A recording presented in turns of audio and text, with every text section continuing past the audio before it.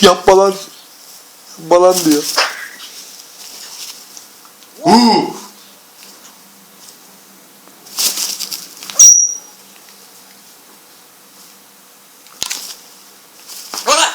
Yapma lan diyor, duydun mu?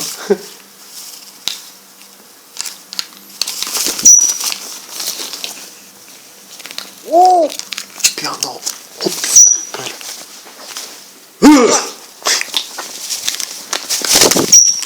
Tamam çok korktu.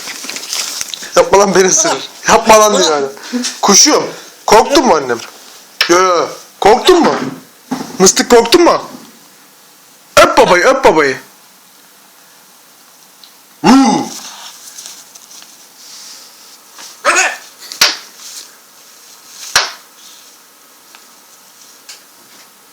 Kuşum, korktun mu oğlum?